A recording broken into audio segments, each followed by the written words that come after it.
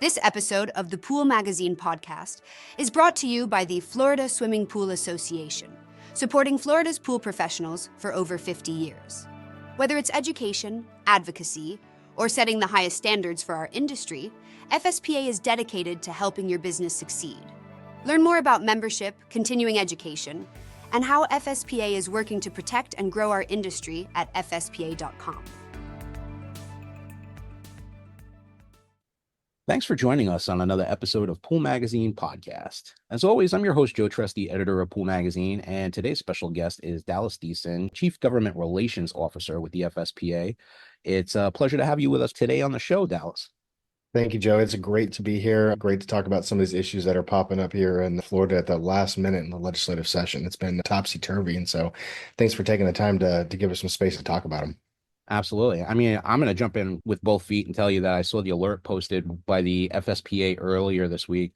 In fact, both of the alerts you sent out just within days of one another. The first one had to do with some crazy bill language and an amendment that would have allowed general contractors and building contractors to build the wet deck area around swim pools. That one, you guys went to Tallahassee and advocated successfully on behalf of the industry. And then I saw another alert pop up and immediately started posting in the industry groups on social about it. In fact, I wrote a letter to help support you when you went to the state capitol to make the argument. But for the benefit of our listeners, can you explain why this first one was such a controversial issue for the Florida pool industry? Yeah, so you're referring there to an amendment we saw in Senate Bill 712 and House Bill 683. So this was language that popped up in the seventh week of session. We have a 9-week session here in Florida every year. So 7 weeks is you're getting really close to the end here. It's not generally the time you see new language, but that's what happened is we saw an amendment to SB 712 and HB 683. And what that language was proposing to do was expand a current exemption that Florida general contractors have right now in pools. So currently, Florida general contractors, they have a exception for swimming pool structural work. And this exception is generally understood to be in place for general contractors to be able to work with pool contractors on projects where there's overlap. Traditionally, you see this in commercial projects, hotels, high-rise condos, apartment complexes, where a GC is acting as a developer there, and they are either the pool is integrated somehow into the structure on the ground floor or the elevated portion, or just part of the general project overall. And there's a bit of an efficiency there to be able to allow the general contractor to work alongside the pool contractor on the pool structure and get the permits streamlined, get the work streamlined, get materials streamlined, things like that. So that's something that, the industry we've lived with for a long time, and we've got a pretty good balance on that one. I mean, there's some things we'd like to clean up about it, make the boundaries a little more clear, but overall it's something that we've lived with.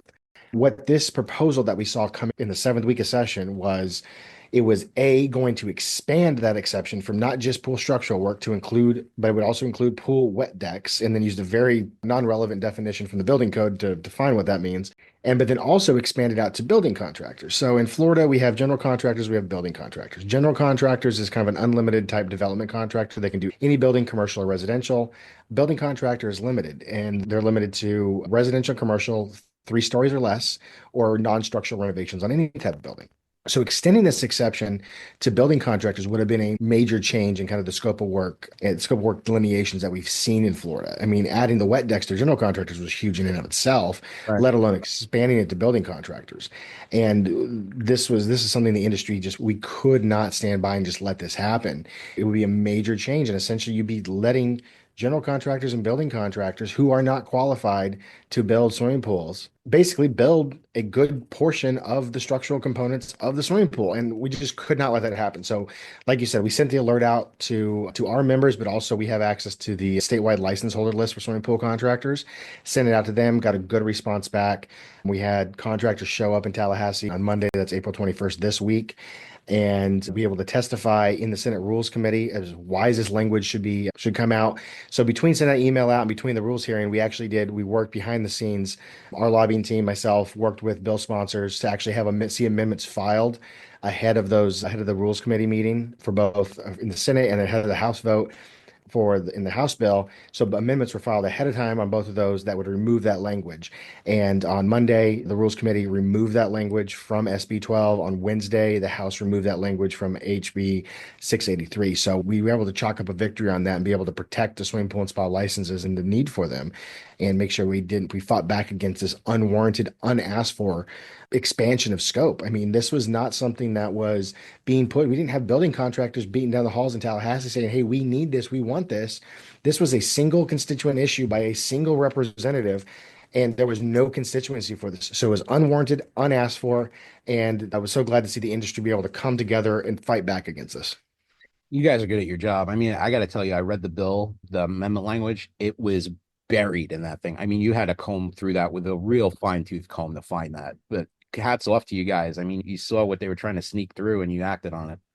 Yeah, no, we have, in addition to myself, I mean, I'm in-house with FSPA, but we also have a great contract lobbying firm, Converge Public Strategies.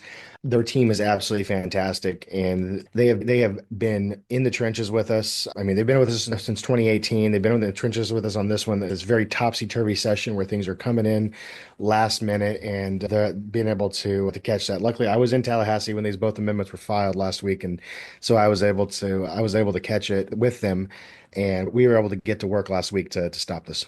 No, like I said before, I mean, this wasn't the only crazy bill that's causing an uproar down in Florida this week. There's another one that's even worse than SB 712, and that's HB 991. And we're going to talk about that right now. So basically, that's this terrible, horrible, no good, very bad bill that proposes to do away completely with the CILB, better known as the Construction Industry Licensing Board, and simultaneously do away with continuing contractor education. I mean, for readers, listeners who may not be familiar, what is the Construction Industry Licensing Board and what role does it play in protecting consumers and the construction industry down in Florida? So I'll get into that too, but I also want to kind of like really blow out what the scope of this amendment of this language we're talking about is here. Sure. So we're concerned with the Construction Industry Licensing Board, which I'll get to in a second. But what this language does, it not just only get rid of the Construction Industry Licensing Board, it would have gotten rid of every single licensure board under the Department of Business and Professional Regulation in Florida. The Department of Business and Professional Regulation regulates 32 different license categories. So this bill, no, not just affect construction, it would affect 32 licensed areas of professional activity in the state of Florida. Take away all their boards and all their required continuing education. This includes realtors, engineers, veterinarians, harbor pilots, and so many others. So that's the scope of what we're dealing with here. This is an extreme bill. So for our purposes, our little section of this that we're concerned with is the Construction Industry Licensing Board. We're also concerned with the engineering because we do have engineers that are members of our association with engineers involved in pools. For the Construction Industry Licensing Board is the licensing board that oversees the licensure of contractors in the state of Florida, but also discipline. So that's also the board that handles complaints against contractors and issues discipline against contractors when you have a contractor that violates that doesn't meet the standards set by statute. So what this bill would have done is completely got rid of the board, and it would have taken all of that responsibility and moved it into the DBPR completely under the bureaucratic staff. Right now, there is bureaucratic staff that assists the board with the work day to day because the board is a volunteer board. It's appointed by the governor. All the members are appointed by the governor. They're practicing members of the industry that they represent. We have a swimming pool contractor seat on that board, which is represented there, but they're completely volunteer. They travel once a month. They have meetings all over the state. It moves around. And the board is a huge mechanism for accountability and transparency with the DBPR. And what this bill would have done is taken away that avenue for transparency and accountability and put everything behind this kind of bureaucratic firewall, which we deal with in other agencies. So, I mean, it would severely limit the access by the licensed contractors who are regulated by the board and to consumers. Because once a month, when that board meets, any contractor, any Florida consumer that has an issue that is under the jurisdiction of that board can go to a meeting and air their grievances and get action or start the process to get relief. All discipline decisions will be made completely by the bureaucratic staff at the DBPR, who are not contractors, who are not subject matter experts. So you'll be taking away the board, which again is comprised of contractors. These are people who have skin in the game. They are practicing members of their profession and they want to see what's best for the profession. And you take that away from people who are invested in their industries. bring it back to bureaucratic staff who, while probably competent administrators themselves, are not experts in the construction industry, do not know what to look for when it comes to on a licensing applications or discipline proceedings to be able to make good and equitable decisions for how these cases should be handled. Well, it seems to me that the intention here is deregulation and consolidation. And I'll play a devil's advocate here since that's what I get paid to do and straight up ask you, I mean, do you believe this bill will perhaps contribute to an increase of unlicensed or should have never been licensed type of activity in the pool industry? And if so, how might this negatively impact consumers down in Florida? I mean, as far as I can't speak to like it would be all speculation of, well, how is this going to affect unlicensed activity? What I do know will happen is I think you're going to have less equitable results in licensing. I've sat in licensing decisions. I mean, I've sat in these meetings where a license application has come into the DBPR. It's kind of a wobbler, right? Do they actually have the experience to qualify for this? And so administrative staff sends it over to the board, say, hey, we have some issues with this one. Can you look at it and can you make a decision? And in those cases, I've sat there and I've watched the board. They will actually sit there and they will talk to the person who's applying and say, hey, ask them questions. Do they know what they're talking about? And more often than not, when you get in those situations where it's a really close call, the board goes, okay, we think we're very close to license, like have the expertise required by statute and rule, but it's not quite there. But because we're sitting here, we can see you, we can see you, we can talk to you. We see that you're close and we want to grant you this licensure now because now once we grant you licensure, you're under our supervision. Because the irony of a licensing board is they have very limited jurisdictions over those that aren't licensed, right? Right. And so the board always has erred when it's a close call. The board has said, hey, okay, we're going to give you a license, but we are going to watch you. And I think that is a flexibility that you're going to see go away if you eliminate the board and it goes behind this bureaucratic wall to people who are not experts. I think you're going to have licenses and decisions where somebody who's close by the black and white of the law and the boards and the bureaucratic stuff would be absolutely not. We're not going to do that. See an uptick in unlicensed contracting because guys that would have gotten a license under the board are now not going to get a license and now kind of just be out in the wind. I think that kind of deregulation leads to more bad actors. But let's talk about what happens if continuing education is removed. How important is that requirement for keeping contracts? That is an absolutely huge requirement. So a little bit of history on this. So prior to Hurricane Andrew, which I'm going to pull that up here just so I can get my facts right here, there was no continuing education required for contractors in Florida. And it was in the aftermath of Hurricane Andrew. That was 1992. Is when the state of Florida, the legislature, said that contractors in the state of Florida need to engage in continuing education to renew their licensure. So they said it in statute every 2 years, and that's how often we renew our contractors' licenses, is every 2 years, a contractor in the state of Florida has to have 14 hours of continuing education. The CILB then has rules that says for certain types of contractors, like in the swimming pool world, we have to do specifically on swimming pool electrical, and you have to have things like on workers' comp and things that contractors need to understand, right? We have to have FBC advanced modules, which is modules that are specifically focused on the building code and advanced topics within the building code. The education is so important because in Florida, our building code turns over every 3 years, and all the associated standards that we reference, if they've been updated between building codes, when the new building code comes in, we bring in the new version of the standard. So every 3 years, there is an impotence for contractors. They need to get this education. They need to understand this. And outside of the building code, it's like they need to understand insurance. They need to understand how to operate a business. Because, I mean, one of the biggest things that we see is contractors not understanding finances well, and that's where they get themselves in trouble. And so it's vitally important that contractors are taking this education as a base level. And then beyond that too, FSPA as an educator, we offer advanced courses on all kinds of topics so contractors can expand their knowledge base beyond the minimum required. And we think it's vitally important that contractors are engaging in continuing education. I showed you that one comment from that guy in that social media group before we started this podcast. I had Dallas take a look at some of the sentiment from pool industry professionals because I posted this in a few of the groups trying to gauge what the sentiment was.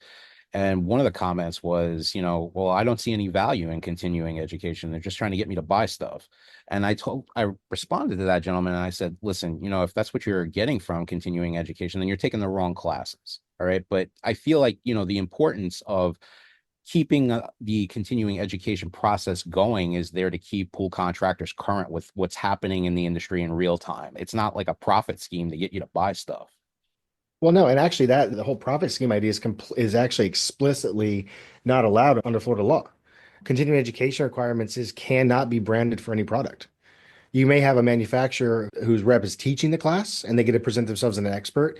But as far as the course material, it cannot favor any product over another. Has to be a general information class about general concepts, and it cannot be a product specific presentation. Those classes can be taught, and FSP does offer those, but they're not under our providership with the CILB. They're a separate thing. Those are training courses that are sponsored by manufacturers, but for the actual continuing education that is required under Florida statute, they cannot be product specific. Let's talk about political motivation for a second. I mean, why do you think there's a big push to dismantle the CILB and eliminate CE requirements now? I mean, my brain always goes to cui bono. Who benefits from this kind of deregulation? Honestly, I think if you want to talk about the philosophical motivations, I think that there is kind of a true believer mentality for some of the people behind this, that they come from the position that all regulation is bad regulation, and we need to open things up. And I think on a practical side, I think one of the things we heard is from some legislators, some of the sentiments you may have heard in comments is that for a lot of contractors, it's a click-through practice. Continuing education is a click-through practice. And I mean, I have to disagree with that. I think most contractors actually seek out high quality education. There are some online schools out there, and no, none will be named by name, that will, for $120 you can get all 14 hours. And yes, there are contractors who do not take it seriously, and that truly is a shame. But we should not be legislating to the lowest common denominator, right?